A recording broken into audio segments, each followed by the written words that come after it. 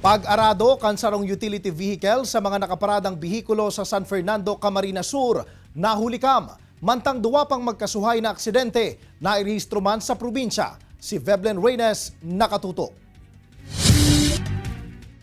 Sa kuakan CCTV na ini sa San Fernando, Camarines Sur, mahihilingan padangadang na puting utility vehicle. Maluway sa nakutaan na ang dalagan kan bihikulo.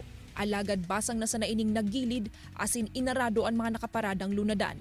Enot kaining nabanggaan ang motorsiklo mantang lunad pa ang driver kaini. Dangan nagdiretso sa duwang tricycle kung sa inhiling sa video ang pagkakaipit kan sarong lalaki. Tulos man na napadalagan ng mga tao sa lugar para magtabang. Irido ang 4 na persona na tulos man idinalagan sa ospital, mantang 10 na danyaran man ang mga imbweltong lunadan. Narukmi ang inota na porsyon kan utility vehicle. Ang motorsiklo man na ini na nakaparada sa nasa luwas kan sarong tindahan, enterong naraot ang tangke. Ano po, pagkadangog ko po kan si Banggaan, bigla akong nagdalagan ng paluwas. Yun na po ang sitwasyon na hiling ko. Malala po ma'am tao, kuya na po ang tangke niya dahil na mapapakinabangan. Sigun sa driver kan utility vehicle na nagsayuman ng mag-atubang sa kamera, nakaturog siya mantang nagmamaneho.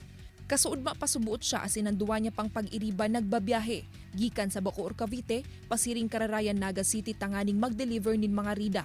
Nagpapadagos pa ang investigasyon kan San Fernando MPS. Mientras tanto sarong utility vehicle man ang buminangga sa Center Island kan Banwaan asin nagdiretso sa nakatindog na poste nin ilaw digdi. So buot aksidente pong suminabog si Horeha na gulong na partikan sa iyong sakyan asin nagtuloy-tuloy po si pagdalaga niya raminang paduman sa Center Island. Sa Pamplona, Camarines Sur man, buminanggaan pribadong van sa pigsusundan na sarupang van sa Barangay Del Rosario.